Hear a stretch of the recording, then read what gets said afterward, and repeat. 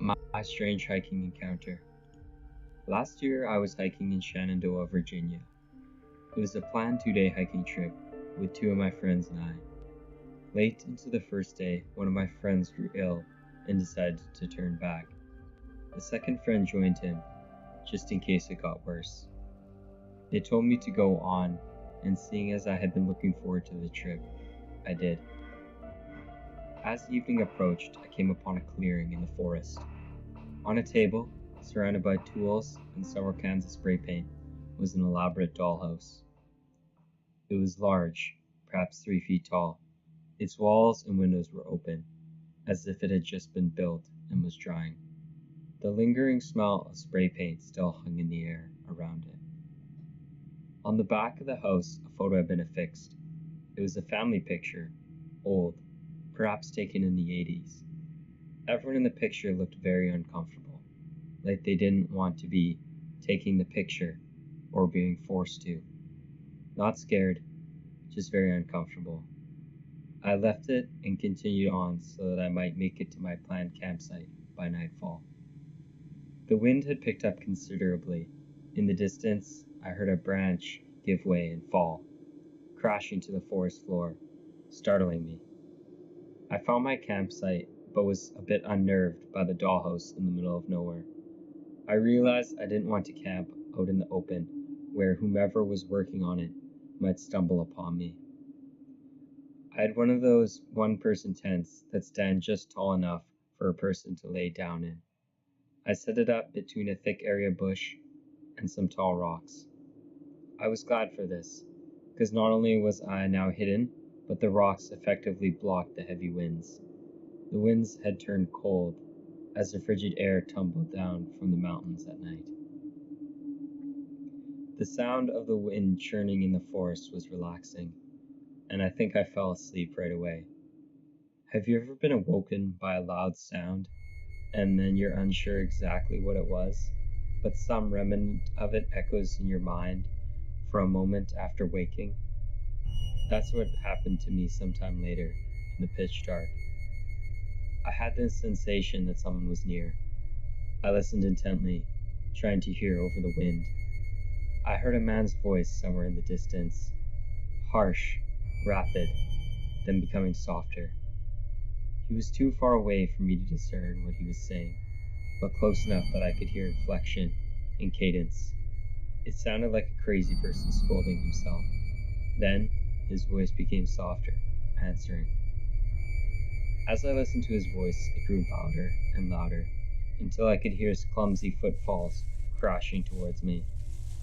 He walked by where I was camped, just several feet away from the bush that concealed me. By now, my eyes had adapted somewhat to the pale moonlight, but I still couldn't make out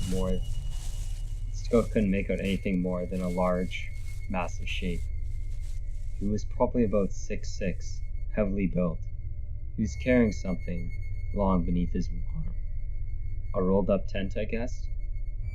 He was angrily talking about someone's face and how it haunted him. His voice then became childlike, and his conversation with himself turned to the topic of cheese and crackers. This dude was clearly off his rocker. That, or high on something really good. After a moment he continued on, his voice receding until I could no longer hear him. I slept little that night afterward. At first light, I booked it back the way I'd came, back to town. I noted that the dollhouse was not in the clearing as I passed by. Whomever that stranger at night was, I'm glad we did not meet.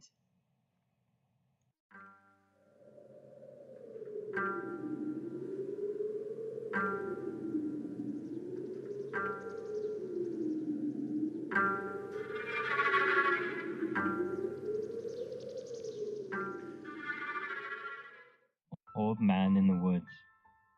Back in 2008, I was a student planning to go to university and needed some extracurricular stuff I could put on my entry application. As most UK students know, the best to have on there is the Duke of Edinburgh Award. As part of this award, you have to embark on an orienteering expedition, basically a long trek through the woodland and rural villages, following nothing more than a map and a compass. No GPS allowed. It's a teamwork experience, and you camp and overcome hurdles together. Anyway, I was out of shape at the time, so my uncle volunteered to take me out to the middle of nowhere to get some idea of what orienteering was like. We didn't stay out overnight like I would have during the real thing, but we hiked maybe 10 miles to the woods and a small village in abysmal weather. By the end of the journey, we were soaked to the bone and pretty miserable, looking forward to getting back to the car and heading home. For the last part of the journey, we were on a dirt trail heading upward, with bushes and trees on either side. We were marching onward in silence at this point, when all of a sudden there was a rustling in the foliage to our left. From behind a large bush stepped an old man in a black suit with a red bow tie and dress shoes. He looked late 70s, early 80s, very pale. Liver spots dotted his face, and he had a gray and white comb-over. I was instantly weirded out. Who dresses like that to go into the woods? The instant thought seeing a guy his age out here in these clothes, in this weather, was, this guy has lost his marbles. There was something else that took me an extra moment to notice, though, that puzzled me. The guy was bone dry, didn't even have mud on his shoes. We stopped in our tracks and just stared at the man for a moment, who appeared to be frozen and shocked at seeing us. My uncle made the first move, taking a step towards him, asking him if he was all right. The old man continued to stare for a moment, not even moving an inch, then became suddenly very animated. It was like he was suddenly snapped out of a trance. He started flailing his arms wildly, saying something awful had happened, that a good friend of his needed help. He began walking backwards in the woods, motioning for us to follow, which we did. We started off at a brisk walk, then escalated to a run, as we struggled to keep up with the old man. After maybe a minute, he disappeared ahead of us, but we could still hear him, so we continued to follow the noise until we reached a huge slope. We stopped at the edge and looked down to see the old man standing at the bottom, motioning us, pleading with us to follow him. I remember looking down, and the slope was probably about a 40-degree angle, spanned for maybe 50 feet or more, and was slick with mud. It looked like an accident waiting to happen, especially given there was no shrubs or roots to hold onto or anything. I remember looking down at the old man on the other side of the slope and wondering, how the heck did he cross that so quickly and so cleanly? I mean, at that distance it's hard to see fine detail clearly, but I swear he did not appear to be wet or muddy at all. My uncle and I looked at each other, and I saw he was getting as weirded out as I was. Despite my feelings, I made a step towards the edge and was going to try to make my way down, when my uncle grabbed me firmly by the arm and pulled me back. Under his breath, he said to me, "Something's wrong here." We took a few steps back from the edge at this point, and the old man at the bottom started getting irate. He began pleading with us again to come down the slope, telling us he needed our help and his friend was in trouble. My uncle shouted down to the old man that we would be back, and we would call emergency services for him, that professional help would be on its way. The old man suddenly got furious. He began jumping up and down, demanding that we come down the slope right now, or there would be hell to pay. His voice had changed drastically. He was practically growling his words, his hands bunched up into fists, pounding his knees, like an angry toddler throwing a tantrum. I've never seen a grown adult fly into such a rage in my life. His eyes looked like they were on the verge of bursting out of their sockets. His skin had gone from pale to red in almost an instant. We began hurriedly making our way back the way we had came, his demands and threats getting less audible as we got closer to the trail. Once on the trail, we practically power marched the remaining quarter mile or so to the car. All while my uncle was on the phone with emergency services, explaining to them there was a possibly mentally ill old man wandering the trail. We were ordered to get back to our car and await the police so we could show them where we had encountered him.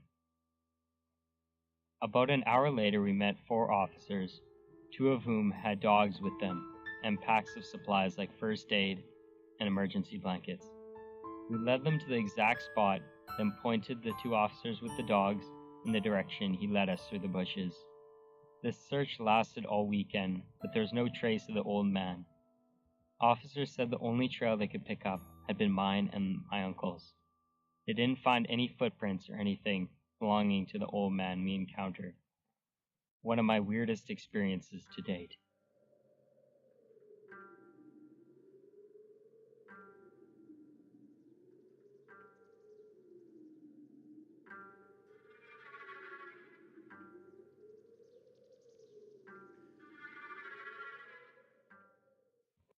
Being watched while camping in the deep woods.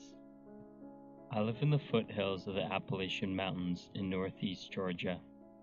It's a beautiful area with hundreds of miles of national forest, some great state parks, a ton of fantastic camping places. Unfortunately, my hometown is also relatively poor. While there are some out-of-town residents from Atlanta and other places, a lot of people where I live are not very well off. I do freelance work as a technical writer, so I can do most of my work online. If I didn't have that going for me, I'd have to move somewhere else. It's just one of those small towns that will rob you of your ability to accomplish anything in your life if you stay there too long. Excluding a handful of doctors and lawyers and Georgia power plant employees, the only employment in the area is at Walmart, fast food, and a couple of grocery stores. To the east of my town, there's a massive national forest. It's loaded with great camping sites and lots of relatively unused hiking trails. I really enjoy hiking on them with my dog, but it can get a bit of unnerving experience. It's about a 10-mile drive from town, and there's no cell phone service or homes for miles. In the past, there have been lots of vehicle break-ins at the trailheads. The gravel parking lot at some of them glitters with broken glass, from what I'm guessing were car windows. Sometimes there are really shifty people hanging around these trailheads, or just driving around on the Forest Service roads.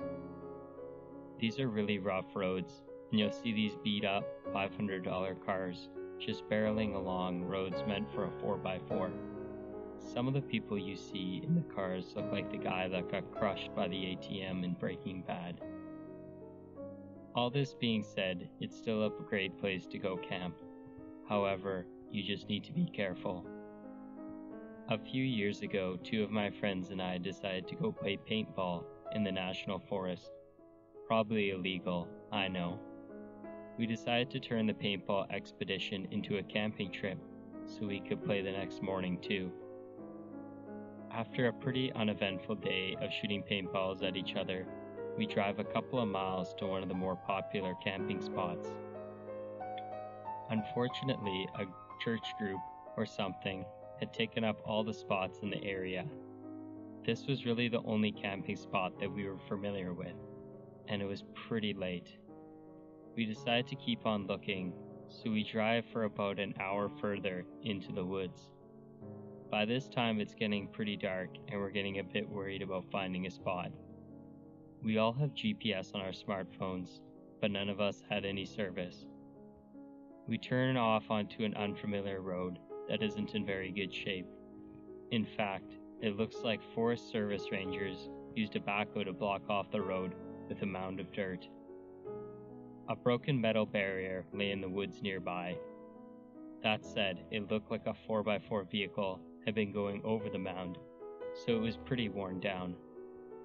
Our F-150 had a pretty high clearance, so we decided to go over the mound. There was an old gravel road on the other side, and the road was pretty much clear of debris. We drove a few miles down the road and came across an opening next to a small creek. There were some blue tarps hanging over a plywood table nailed to a tree, which seemed a little odd. That said, it was pretty much dark at this point, and we didn't want to keep driving around all night looking for a camping spot. We left the truck light running and set up our tent. As we were setting up the tent, I started to notice that there was a lot of trash in the woods surrounding the site. I see a green bottle laying on the ground. I took a look at the label and see that it's a bottle of Home and Garden insecticide. I was really tired at this time, and I just thought that someone had been dumping their own garbage out there. None of us thought it was weird that someone would be dumping garbage in an area that was more than an hour from the nearest home. We set up camp, had some beers, and made chili from scratch. By this time, it was around 11 p.m. As we're eating, we notice a faint glow from the other side of a nearby hill. At first, we thought it was moonlight flickering its way through the trees. However, the angles didn't make sense. It didn't seem to be that bright, and it wasn't moving. It was kind of like that glow you see over a bright city. We couldn't see the light source itself, though. Since there was no other access roads in the area, we decided it wasn't other campers. The hill was about a quarter mile from the campsite, so we decided to go investigate. Under normal circumstances, I know I wouldn't have done so. However, we had a few rum and cokes in our stomach, and so two of us, Jacob and I, decided to take a look.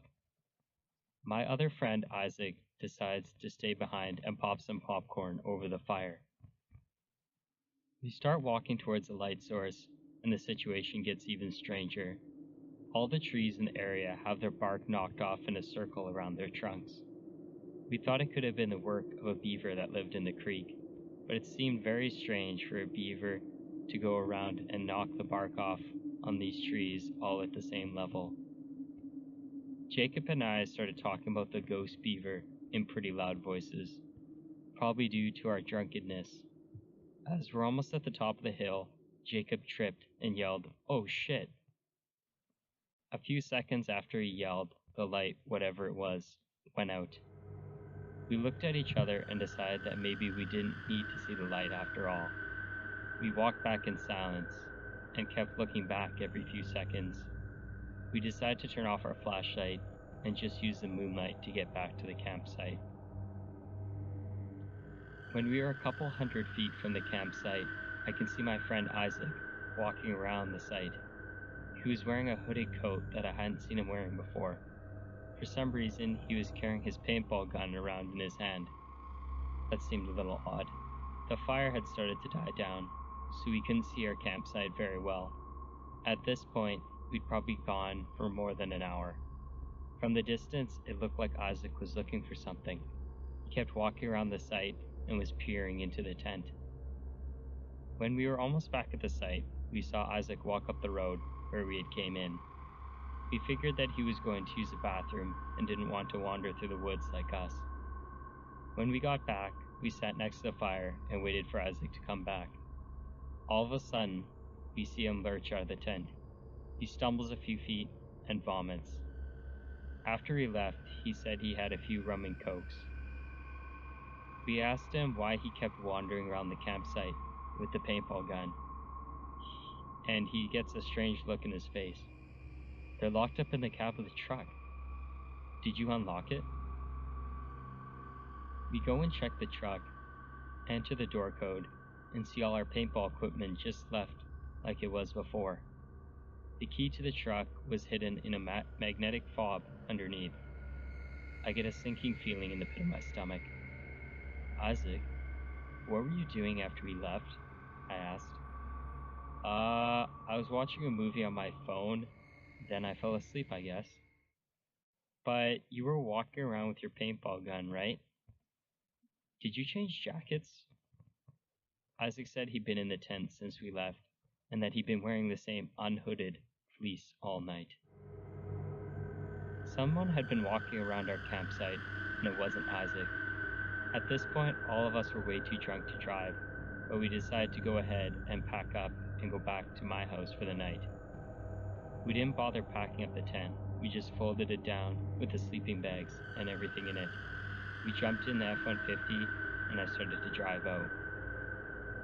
When we came to the dirt hump, we saw something gray blocking our path. The metal barrier that had been lying in the woods earlier is now back on its stand, right on the top of the hump. By this point, all of us had sobered up to the situation. No one wants to get out of the car to try to move the barrier. I had a metal guard on the front of my F-150, so I drove forward slowly, tapping the metal barrier. It falls right off, and we drive over it slowly. We are terrified that it would pop one of the truck's tires as we drove over, but it didn't. As we drive down the road, we see a vehicle following us with its lights off. It's probably 1,000 feet behind us, but we keep catching glimpses of it as the moon reflects light off it. I start to drive as fast as I can on the Forest Service Road, and the other vehicle keeps pace. It doesn't get any closer though. It stays just 1 or 2 turns behind us. We can only see it when the road straightens out. After 45 minutes of speeding along the gravel road, we make it back to the main paved road. I start to drive everyone back to my house, but I decide to go a different way just to be safe. I didn't get pulled over for a DUI, luckily. Camping can be fun, but rural camping can be dangerous.